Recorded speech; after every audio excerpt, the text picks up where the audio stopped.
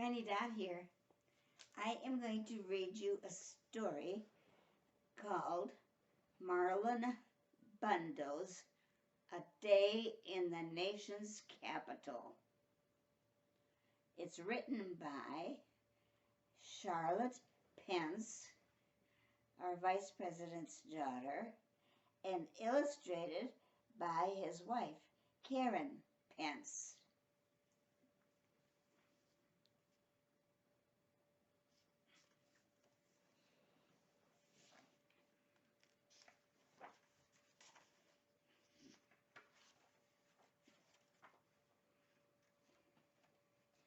And this book is dedicated to the men and women who serve our nation in uniform, past and present, and to their families who sacrifice so much for our freedom.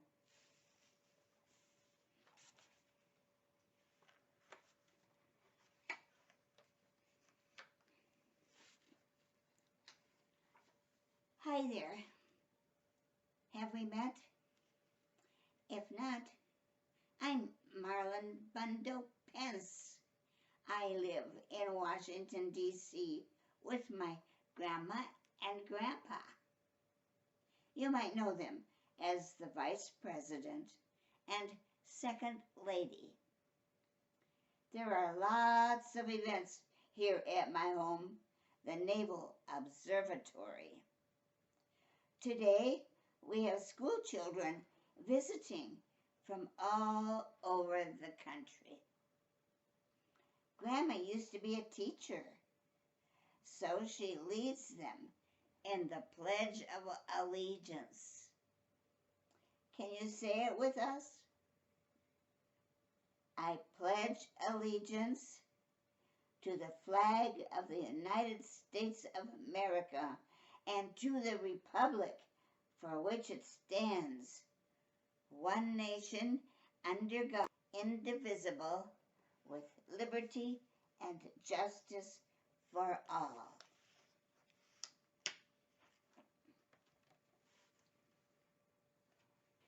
With one ear raised, I listen to the words of the pledge, and I feel a little confused. What do liberty and justice mean? How are we one nation under God? Grandma says the Pledge of Allegiance reminds us of all the things that make America special. Justice means treating everyone fairly, and liberty is all about freedom. And there's Marlon Bundo, who's talking in the story.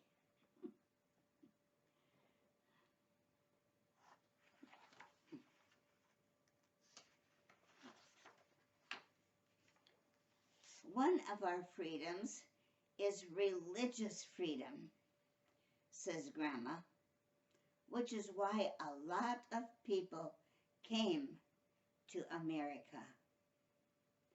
I hop to the window and look at the National Cathedral down the street. This is one of the symbols in Washington that stands for religious freedom. Grandma says there are more places in our nation's capital where we can learn what the pledge means. Let's hop around and find them.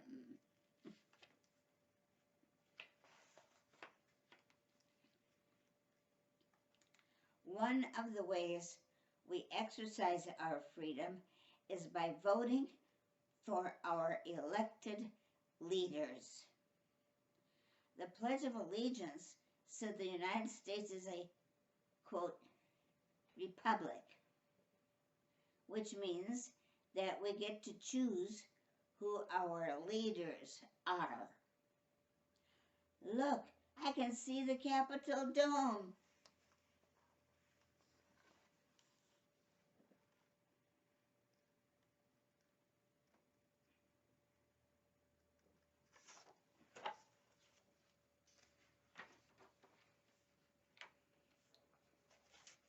In this country, we all have to obey the laws, but we are also allowed to have our own opinions about important things. And a place where this right is protected is the Supreme Court. This is the place that is in charge of upholding justice and making sure every American citizen is treated fairly, no matter how rich or poor, or young or old you are. Can you guess how many Supreme Court justices there are?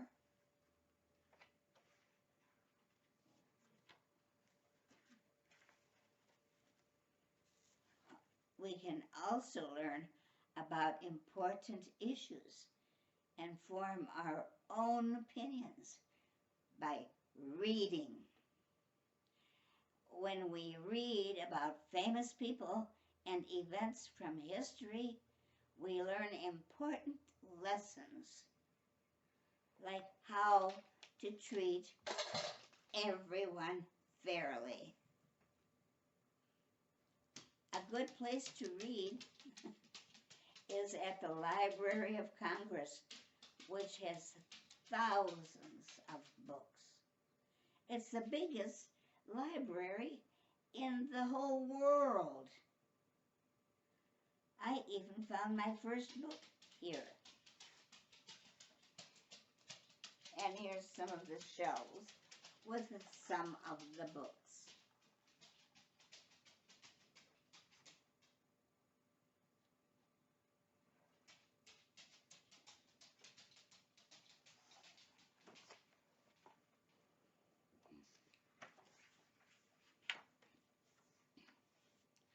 We can also learn a lot about our country by looking at historical documents. Some of those are found in the National Archives, including the United States Constitution, written more than 200 years ago.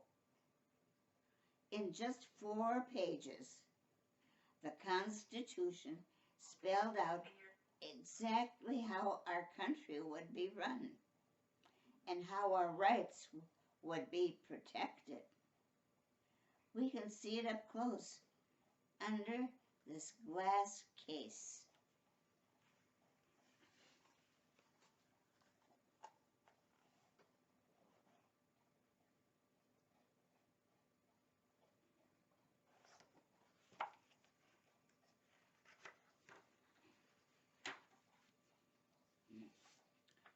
Oh, look, I can see the White House down the street.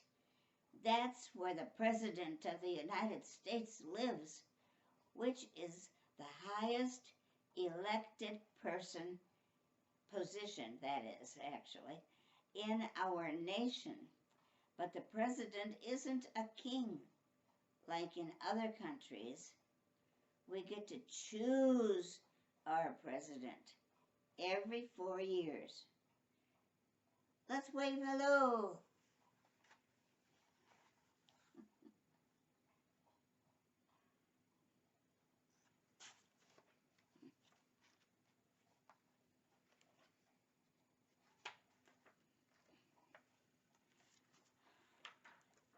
We can celebrate our freedom in lots of ways, including the arts. Plays and concerts are a great way to discover new points of view. And one of the best places to see a play or concert is at the Kennedy Center. I think the curtain is about to go up.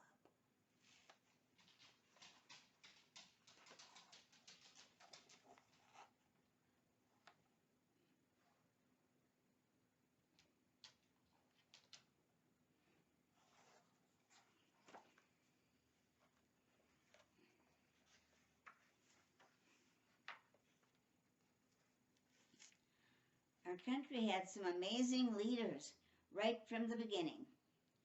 George Washington was our first president. He was also a general who fought bravely for America's liberty in the Revolutionary War. We remember him with this big monument.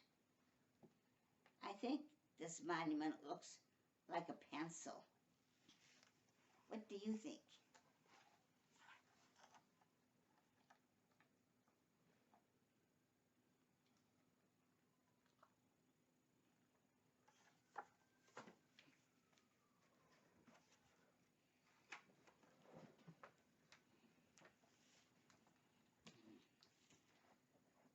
Abraham Lincoln was the President of the United States during the Civil War, and he is known for freeing the slaves with his Emancipation Proclamation.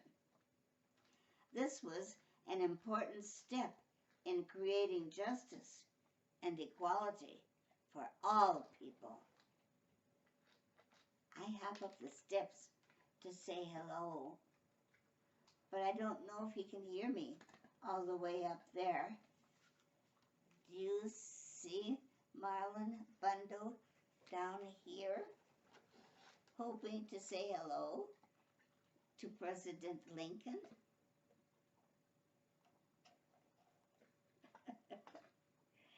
He looks so tiny compared to that big statue.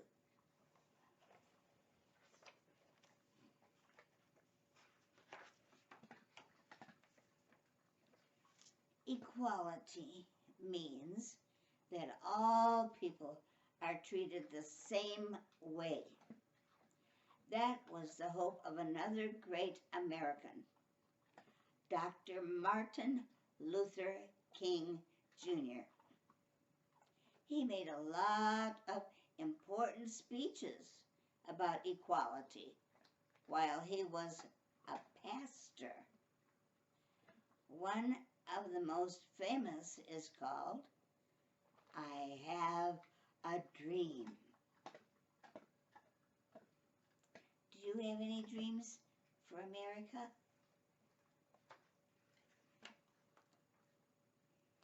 Thousands of people come to Washington, D.C. every year to learn about our nation's history.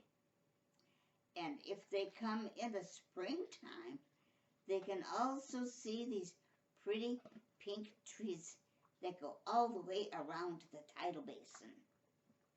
They were a gift from the people of Japan to the people of the United States in 1912.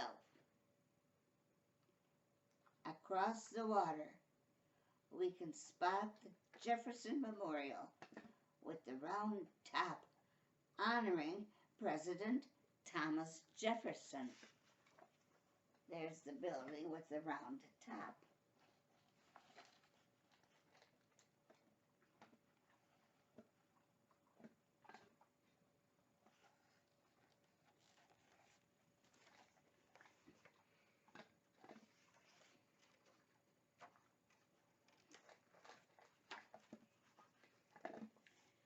Some places in Washington are a little sad, but they are still very important to visit.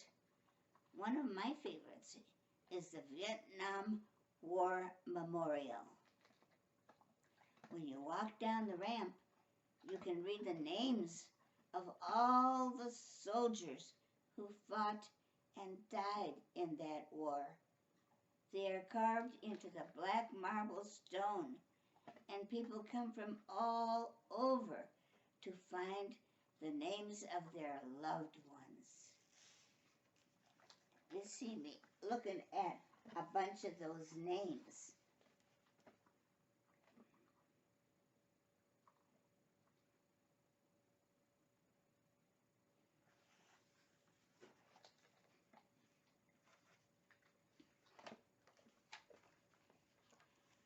When I think of the Pledge of Allegiance, I think of the flag and all the important things the flag and the pledge stand for, like freedom, freedom, justice, and equality. But then I realize we don't get these things on our own.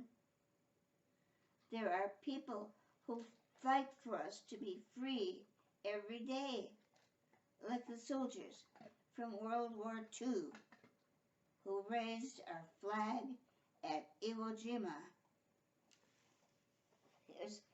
You've probably all seen this picture before, raising the flag at Iwo Jima.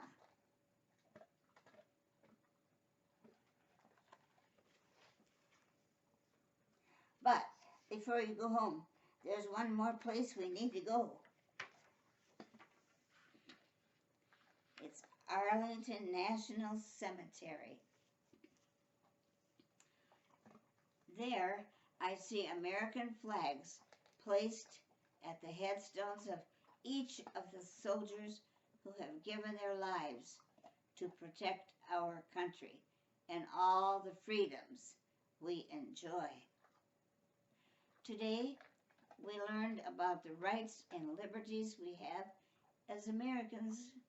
We also learned that it is okay to have different opinions.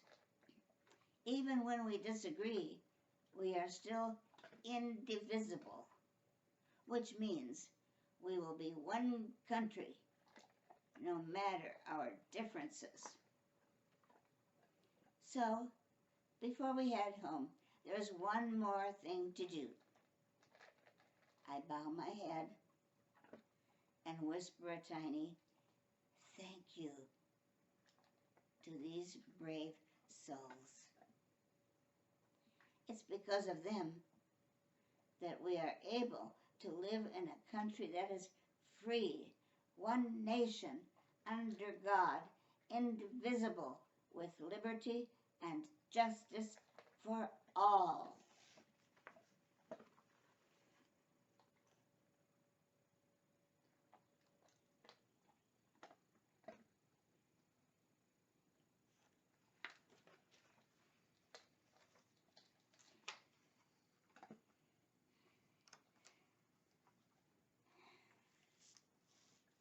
Here are some interesting facts. I'll just read them to you. About the National Cathedral. If you go outside the Vice President's residence, you will see the beautiful National Cathedral. It took, get this, it took 83, that's right, 83 years to build and was finally completed in 1990. It has 112 gargoyles and 215 stained glass windows. It is the 6th largest cathedral in the world. And the United States Capitol, it's where elected representatives in the House and the Senate vote. It is a key building for the legislative branch of government, which determines which bills and acts turn into law. The Supreme Court is the highest federal court of the United States and consists, get this now, get this, it consists of 8 justices and 1 Chief Justice.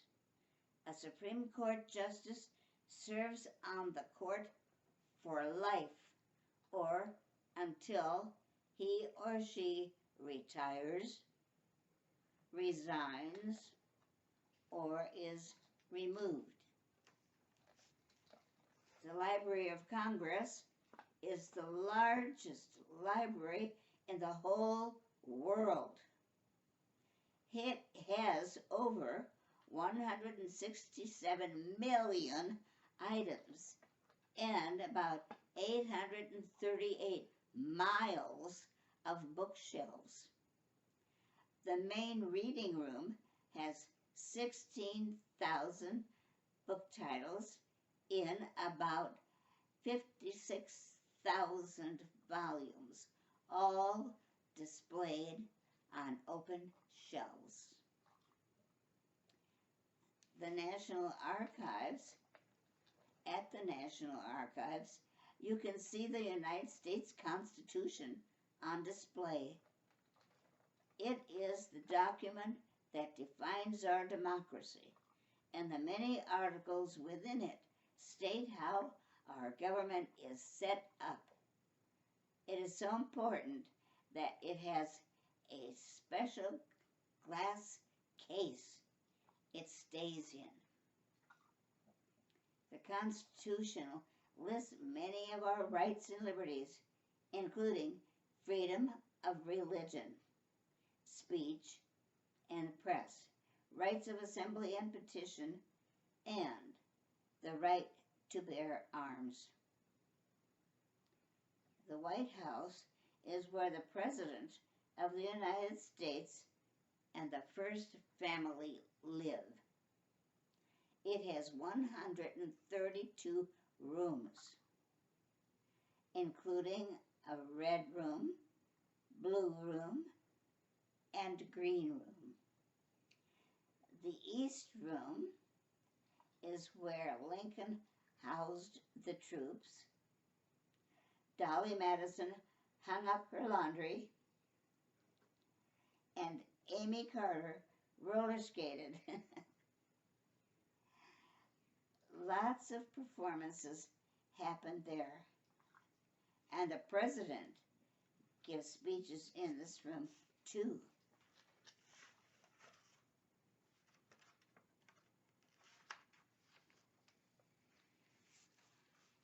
The John F. Kennedy Center for the Performing Arts. It hosts lots of plays, concerts, and shows year-round. At night, it is lit up with beautiful lights. The Washington Monument is the world's largest stone structure and has 50 flags around it. About a third of the way up, you can see the bricks change colors. That's because construction on the monument was halted. That means stopped, of course, in 1854. 25 years later, the workers used different marble when they started again. Now, the Lincoln Memorial sits at the end of the United States National Mall. You can see it all the way from the U.S. Capitol. A statue of President Lincoln is at the very top of all the stairs. He was the 16th President of the United States and was president during the Civil War. On the walls inside the memorial are two of his speeches, the Gettysburg Address and his second inaugural address. Then there's the Martin Luther King Jr. Memorial, which stands in honor of the Reverend Dr. Martin Luther King Jr. He and his many speeches and sermons were a key part of the civil rights movement, and he worked hard to promote his message of nonviolent protest. The monument depicts Dr. King emerging from two pillars of stone. On the side, words from his speech, "I have a dream," are etched into the stone. It reads, "Out of the mountain of despair, a stone of hope." And the Jefferson Memorial in 1912, Mayor Yukio Ozaki of Tokyo gave 3,000, yep, 3,000 cherry trees to the city of Washington, D.C. Every year, thousands of people come to see the cherry trees bloom at the National Cherry Blossom Festival. Across the tidal basin is the Jefferson Memorial. It honors President Thomas Jefferson, who was our third president of the United States.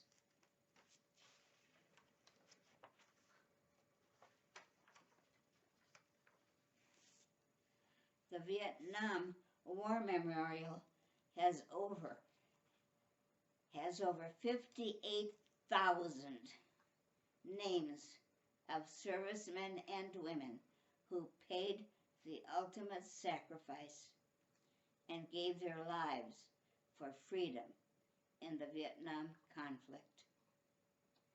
When you walk down the ramp into the 2-acre National Memorial, it is a very somber experience. Iwo Jima.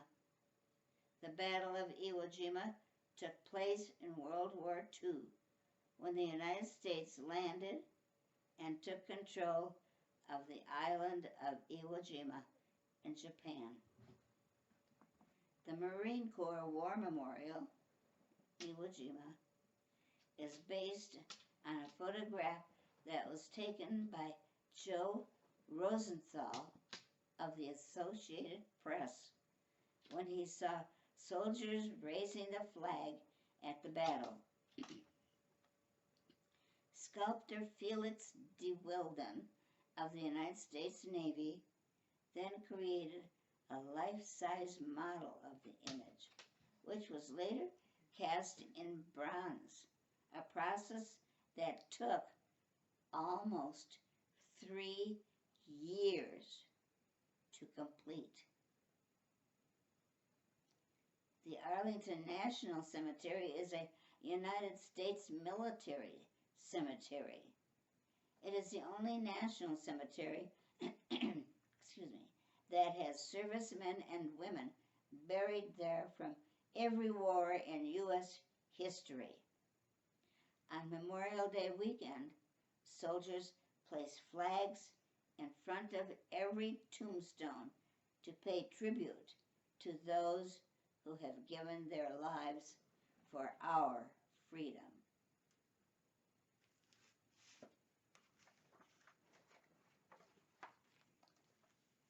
The end. I hope you found this book very interesting. Bye-bye.